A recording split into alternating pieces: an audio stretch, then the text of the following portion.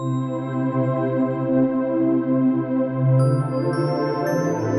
Everyone, I hope आप सभी अच्छे होंगे। तो आज के क्लास में हम लोग डिस्कस करेंगे एरर कैलकुलेशन, कैसे एरर निकाला जाता है, percentage error, mean absolute error, इन सभी चीज़ों पे क्वेश्चंस कैसे आते हैं, कैसे उनको करते हैं। आज के क्लास में इसी सारी चीज़ों को हम लोग सीखेंगे। पिछले क्लासेस में हमने देखा था जो डायमेंशनल एनालिसिस था उनके क्वेश्चंस को, तो आप उनको भी देख लें अगर आपने नहीं देखा है तो आज के सेशन को शुरू करेंगे। पर उससे पहले अगर आपने हमारे चैनल को सब्सक्राइब नहीं किया है, सब्सक्राइब कर लें, बेल आइकन जरूर प्रेस कर लें ताकि जो कुछ भी नई नोटिफिकेशंस आती हैं वो आप तक आसानी से पहुंच सके। तो आइए आज के सेशन को शुरू करते हैं। तो बात आती है एरर कैलकुलेशन की। तो कुछ बेसिक सी बातें हैं जिनको हम समझाना चाहते हैं एरर के टर्म में। अब मान लीजिए कोई भी मेजरमेंट हम करते हैं तो एवरी मेजरमेंट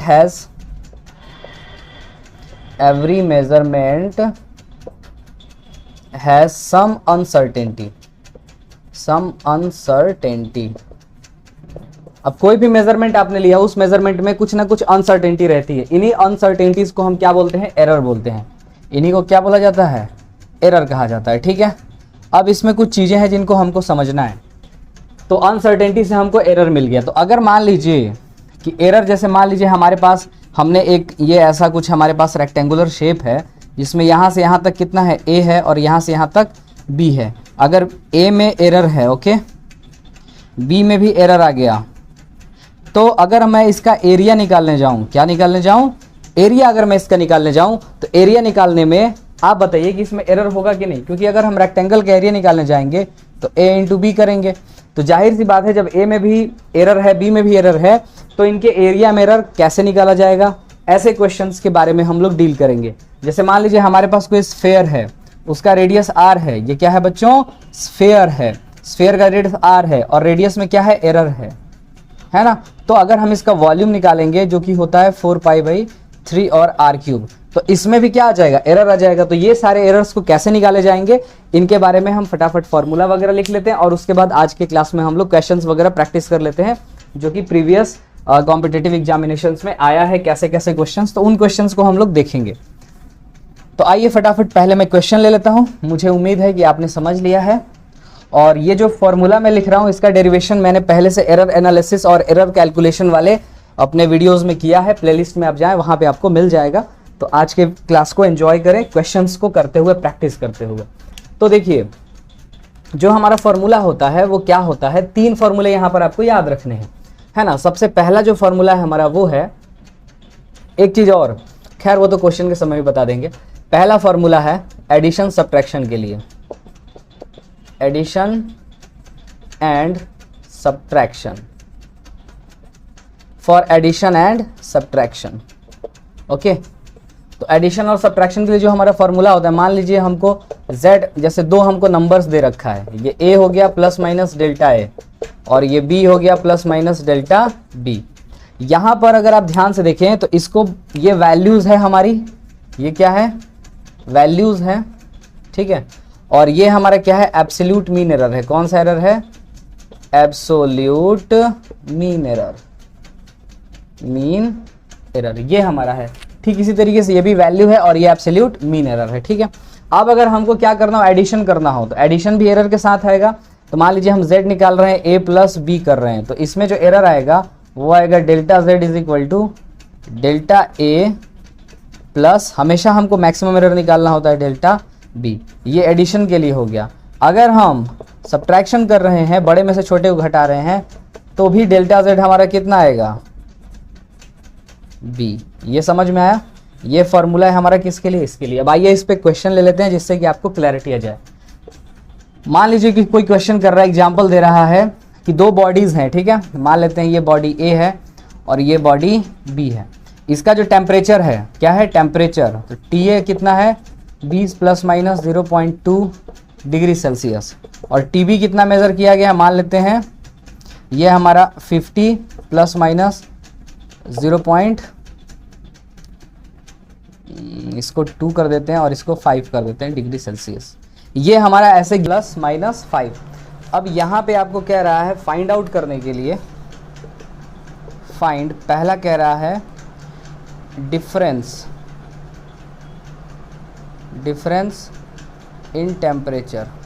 टेम्परेचर के बीच में क्या डिफरेंस है ये हमको निकालना है। अगर यहाँ पे एडिशन भी बोलता या डिफरेंस बोला हुआ है तो भी एरर निकालने का फॉर्मूला देखो दोनों ही केस में हमारा क्या है, सेम ही है। तो जो एरर निकालने का तरीका है, different temperature with error, with error, error के साथ आपको टेम्परेचर का डिफरेंस बताना है, ठीक है। तो आइए देखते हैं टेम्परेचर का डिफरेंस कैसे निकलेगा। तो देख लीजिए, बड़े में से छोटे को घटा लेंगे। डेल्टा टी अगर मैं यहाँ पे लिखूँ तो मैं लिखूँगा T V minus T A. T V की वैल्यू देखो, अब यहाँ पर ध्यान देना है, अभी हम एरर नहीं निकाल रहे हैं, अभी हम डिफरेंस निकाल रहे हैं। तो अभी हम ये वाली वैल्यूज़ को यूज़ करेंगे, और जब हम एरर निकालेंगे तो ये वाली वैल्यूज़ को यूज़ करेंगे। ये कब यूज़ होगा? एरर कैलकुलेशन के लिए। यहाँ पे बच्चे अक्सर गलती करते हैं, तो इन चीज़ों को आप अच्छे से समझिए। तो जब हम डिफरेंस निकालेंगे तो इन वैल्यूज़ का यूज़ करेंगे। तो ये हो गया 50 माइनस 20 30 और डिग्री सेल्सियस। अब एरर कैलकुलेट करना है। तो एरर कैलकुलेट करने का फॉर्मूला क्या है? यहाँ पे टी लिख दो। डेल्टा टी का मतलब हुआ, टी यहाँ पर क्या है? डिफरेंस के लिए डिनोट कर रहा है, ठीक। अब इसमें एरर आएगा तो उसको हमने बोल दिया डेल्टा टी। तो ये कितना हो जाएगा? Delta T A plus delta T B. Delta T A की वैल्यू 2 है प्लस टी बी की वैल्यू 5 है, मिला के कितना हो गया? 7। तो अगर हम एरर का इसका पूरा अगर मैं डिफरेंस को लिखूं अच्छे से, एरर तो 7 आ गया और डिफरेंस कितना आ गया? 30। तो अगर आंसर लिखा जाए तो आंसर लिखा जाएगा 30 प्लस माइनस 7 डिग्री सेल्सियस। ऐसे क्वेश्चंस आपको मिलते हैं। तो ये जो क्वेश्चन था ये था हमारा एडिशन और सब्ट्रैक्शन पर, ठीक है। अब हम बात करेंगे डिवीज़न और मल्टीप्लिकेशन पर। उससे पहले आप इसको अच्छे से नोट कर लीजिए।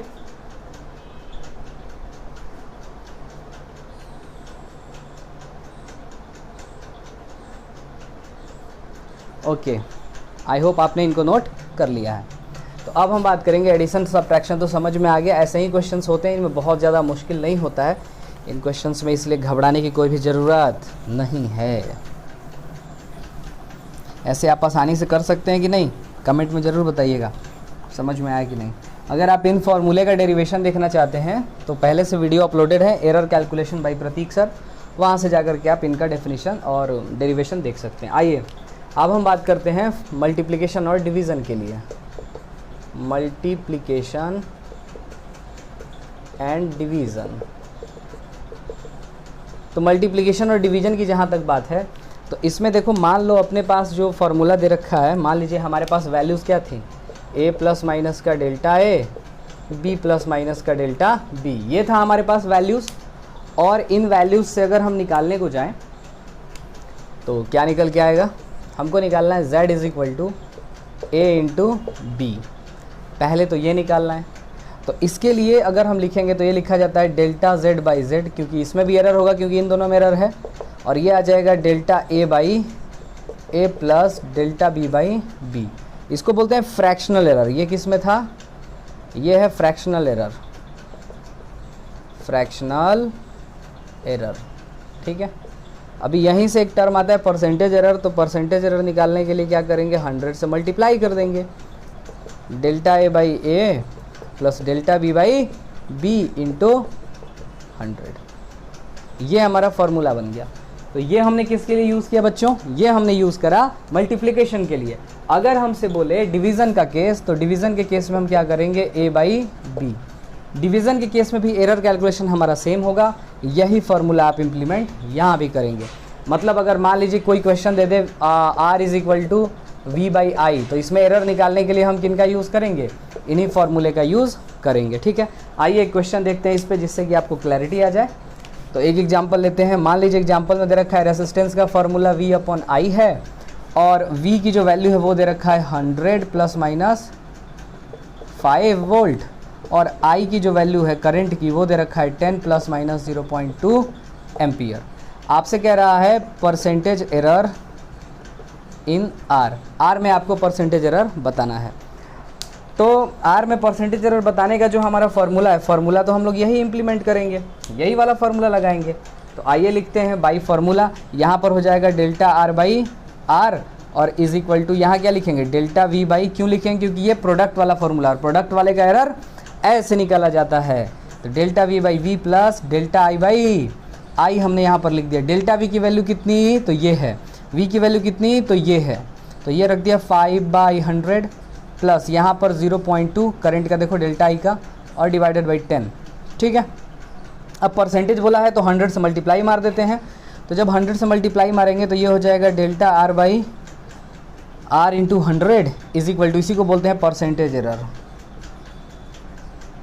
इन आर। तो यहाँ भी क्या हो जाएगा, 100 से दोनों मल्टीप्लाई मार देंगे, 5/100 इंटू 100 प्लस 0.2, क्योंकि कॉमन है ना, दोनों में मल्टीप्लाई होगा, 10 इंटू 100।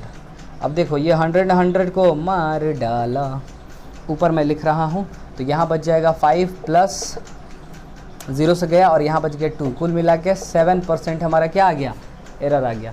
तो ऐसे क्वेश्चंस हम आसानी से कर लेते हैं, इनमें कोई दिक्कत कोई समस्या वाली बात नहीं। कभी कभी कुछ क्वेश्चंस ऐसे आते हैं, जैसे मान लीजिए आपको दे दे जैसे टाइम पीरियड का फॉर्मूला है 2π√L/g, पूछ रहा है इसमें कि L की जो वैल्यू है ना, percentage error in L and GR कितना कितना है, 4%, 2%, ऐसे दिया हुआ है। L में 4% एरर है और G में 2% का एरर है। तो आपको बताना है परसेंटेज एरर किस में, टाइम पीरियड में, एरर इन T। कैसे निकालेंगे इसको, तो देखिए ये 2π को इसमें कुछ भी नहीं करा जाता है, 2π का इसमें कोई लेना देना नहीं है, क्योंकि 2π कांस्टेंट है, इसको हटा देंगे। तो यहाँ पर हम क्या करेंगे कि डेल्टा T/T इंटू 100 लिख दिया, और ये देखो 1/2 लिखते हैं, है ना, इसको हम ऐसे लिख सकते हैं, देखो 2π लिख दिया और यहाँ पे लिख देंगे L का पावर 1/2, G का पावर 1/2। तो हम आसानी से लिख सकते हैं 1/2। यहाँ पे मैंने आपको फार्मूला अभी नहीं बताया है, तो चलिए पहले फार्मूला बता देते हैं, फिर इस क्वेश्चन को करते हैं, ठीक है। ये प्रोडक्ट पावर रेज टर्म वाला है, आइए पहले उसको समझेंगे उसके बाद, ठीक है। तो क्वेश्चन करेंगे हम बाद में, पहले आप फटाफट यहाँ तक नोट कर लीजिए। चलिए आई थिंक आपने नोट कर लिया होगा, स्क्रीन पॉज करके। तो अब पावर रेज टर्म के बारे में बात कर लेते हैं, है ना। इन सभी का डेरिवेशंस मैंने कराया है, आप जा करके एक बार यूनिट एंड मेजरमेंट वाले चैप्टर वाले प्लेलिस्ट में देखें एरर कैलकुलेशन का, और वहाँ से डेरिवेशंस कर सकते हैं। बाकी क्वेश्चन प्रैक्टिस आप यहाँ से कर सकते हैं, कैसे क्वेश्चंस होते हैं वो हम बता रहे हैं और उनको हम डिस्कस कर रहे हैं। हाँ जी, power raise term, power raise equation कह लो या टर्म कह लो, इक्वेशन की ही बात कर लेते हैं। चलो, पावर रेज टर्म का मतलब जैसे मान लीजिए अपने को z इक्वल टू दिया हो a के पावर p, b के पावर q, c के पावर r, d के पावर s। इसमें हमको एरर कैसे निकालें, तो इसमें एरर निकालने का जो हमारा फॉर्मूला होता है मेरे प्यारे बच्चों, वो होता है delta z by Z is equal to power आगे आ जाता है delta a by a plus q delta b by b plus r delta c by c plus s delta d by d। ये हमारा फॉर्मूला हो गया। तो ये फ्रैक्शनल हो गया। अगर हमको परसेंटेज निकालना है तो हम क्या लिखेंगे, delta z by Z into 100 p delta a by a plus q delta b by b plus r delta c by c plus s delta d by d, और सभी का क्या कर दिया, 100 से मल्टीप्लाई कर दिया। अब आते हैं अपने पुराने क्वेश्चन पर। ठीक, क्वेश्चन हमारा क्या कह रहा था, तो क्वेश्चन कह रहा था कि t इज इक्वल टू है 2π अंडर रूट एल बाई जी। इसको हम लिख सकते हैं 2π l के पावर 1/2 और g के पावर 1/2। परसेंटेज एरर दिया हुआ था l में, है ना, इन l एंड GR कितना था भाई, 4% एंड 2%। तो हमको कैलकुलेट करना था फाइंड परसेंटेज एरर इन t, मतलब टाइम पीरियड कैलकुलेट करने में कितना परसेंटेज एरर आएगा ये अपने को बताना था। तो आइए निकालते हैं, देखते हैं। फॉर्मूला अपना क्या है, पावर रेज टर्म, जिसे पावर रहेगा तो मल्टीप्लिकेशन में आ जाता है, बस इतना याद रखना है। और ये देखो ये ऊपर से लिखा है तो कभी भी मैंने माइनस का इस्तेमाल नहीं किया है कहीं पर भी, तो ये आपके जहन में रहना चाहिए कि माइनस का यूज़ हमको नहीं करना है। हम हमेशा क्या निकालते हैं, मैक्सिमम पॉसिबल एरर निकालने की कोशिश करते हैं। तो आइए सॉल्व करते हैं। तो यहाँ पर हो जाएगा delta t by T is equal to, इसका कुछ तो हो नहीं सकता क्योंकि ये कांस्टेंट है और कांस्टेंट के एरर निकालते वक्त इनको नहीं यूज़ करते हैं। तो ये हो जाएगा पावर 1/2 आ गया delta l by L okay is power 1/2 delta G by G. अगर हम इसको परसेंटेज में बदल दें तो हमको 100 से मल्टीप्लाई करना पड़ता है। तो ये हो गया 1/2 delta L by L into 100 plus 1/2 delta G by G into 100। अब यहाँ पे वैल्यूज़ रखेंगे। कैसे वैल्यूज़ रखते हैं आइए समझते हैं। देखिए ये जो पूरा टर्म है ये है परसेंटेज एरर, तो ये कितना दे रखा है 4%, ये कितना दे रखा है 2%, तो रखेंगे 1/2 इंटू 4% प्लस 1/2 इंटू 2%। इसने इसको मारा, इसने इसको मारा, तो ये हो गया 2 प्लस 1 मिला के 3%। 3% का एरर आ जाएगा किस में, टी निकालने में। टी मतलब टाइम पीरियड। एक क्वेश्चन इस पे और करेंगे बच्चा पार्टी। चलिए एक क्वेश्चन इस पे और करते हैं, फटाफट आप इनको नोट कर लीजिए। आई थिंक आपको समझ में आ गया होगा। एक क्वेश्चन और लेते हैं। मान लीजिए क्वेश्चन में दिया हुआ है कि कोई हमारा फिजिकल क्वांटिटी है जिसमें a के पावर 3 b का स्क्वायर अंडर रूट और यहाँ पर कितना है d, ऐसा हमको दिया हुआ है। और क्या दिया हुआ है percentage error in A B C and D are कितना है भाई, तो ये 2 और यहाँ पर हो गया है 2%, फिर उसके बाद ऐसे नहीं रे बाबा, ऐसे 1%, 3%, 2%, 4% and 4%, then find percentage error in P में कितना परसेंटेज एरर होगा ये हमको कैलकुलेट करके बताना है। तो आइए देखते हैं कैसे होगा। फार्मूला अपना कौन सा लगेगा बच्चा, यही वाला फार्मूला लगेगा। तो यहाँ लिखेंगे delta P by P into 100। ध्यान से देखना, 3 है तो बाहर आ गया, delta A by A into ये हो गया इंटू 100। देखा मैं डायरेक्ट क्या कर रहा हूँ, परसेंटेज में चेंज करते जा रहा हूँ। Plus 2 delta B by B into 100 plus root को बोलते हैं 1/2, तो यहाँ पे आ गया 1/2 delta C by C into 100 plus D के साथ तो कोई पावर है ही नहीं, 1 है, तो delta D by D into 100। चलो भाई अब सबकी वैल्यूज़ रखते हैं। चलो चलो इसकी वैल्यू कितनी है 1%, इसकी वैल्यू कितनी 3%, इसकी वैल्यू कितनी 2%, इसकी वैल्यू कितनी 4%। तो लिखेंगे 3 into 1% plus 2 into 3% plus 1 into 2% plus 4%। तो ये हो गया 3% प्लस 6% प्लस 1% और प्लस 4%। 6 4 जाए इतना, तो ये 14% आ रहा है। कितना परसेंट आ रहा है जोड़ने के बाद, यहाँ पे मैं लिख दे रहा हूँ, नीचे कहीं दिख नहीं रहा होगा। तो 3% प्लस 6% प्लस 1% प्लस 4%, जोड़ने के बाद आंसर कितना आएगा 6। हाँ 14% जो है अपना आंसर आ रहा है।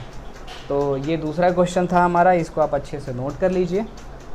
ठीक है, कहीं पे कोई दिक्कत कोई समस्या है तो कमेंट में पूछिए। तो ये था बच्चों एरर कैलकुलेशन में। ऐसे क्वेश्चंस जेई में और नीट में काफ़ी धड़ल्ले से पूछे गए हैं, ऐसे क्वेश्चंस आते भी हैं। इनको आप, मुझे उम्मीद है कि आप अच्छे से समझ गए हैं कैसे करना है कैसे नहीं करना है, ये आपको अच्छे से आइडिया आ गया है। 3 ही इसमें फार्मूला है एडिशन के लिए, एडिशन सब्ट्रैक्शन सेम है, मल्टीप्लिकेशन डिवीजन सेम है, और ये जो है हमारा पावर रेट्स टर्म है इनका फार्मूला सेम है। बस इस पे दुनिया जहान के सारे क्वेश्चंस पूछ लिए जाते हैं। कभी कभी देखो इसका भी क्वेश्चन पूछता है स्फेयर का, तो स्फेयर का वॉल्यूम पूछेगा, आर में परसेंटेज एरर दे देगा, तो क्या निकालेंगे डेल्टा वी बाई वी कर लेते हैं इज इक्वल टू, यहाँ पर क्या हो जाएगा, ये इसको हटा देते हैं, 4π/3 को हटा देते हैं, इसका कोई लेना देना नहीं है, तो डायरेक्ट क्या हो जाएगा डेल्टा आर बाई आर और इंटू 3। समझे कि नहीं, क्योंकि फार्मूला क्या होता है 4π/3 r³ होता है। तो जब एरर में कन्वर्ट करेंगे तो यही आएगा ना। तो ऐसे हम लोग स्फेयर का भी निकाल लेते हैं। तो ऐसे क्वेश्चंस कुछ पूछे हुए हैं जेई ने 21 वाले शिफ्ट में, है ना। तो मैं उम्मीद करता हूँ कि आपको ये सारी चीज़ें अच्छे से समझ में आ गई हैं। अगर आपको हमारा काम पसंद आता है तो आप हमारे वीडियो को लाइक कर सकते हैं, शेयर कर सकते हैं, सब्सक्राइब कर सकते हैं अपने फैमिली में और अपने दोस्तों में, जहाँ कहीं भी आपका दिल चाहे। तो और अगर इसमें कोई दिक्कत है और भी कोई टॉपिक पे आप वीडियो चाहते हैं तो बताइए। और ऐसे ही मैं क्वेश्चंस वाले अपने जो वीडियो हैं इनको टाइम पे लेके आते रहूँगा। तो ऐसे ही देखते रहें, सीखते रहें, क्योंकि जब तक सीखने का जज्बा है तब तक जीतने का जज्बा है। That's all for today.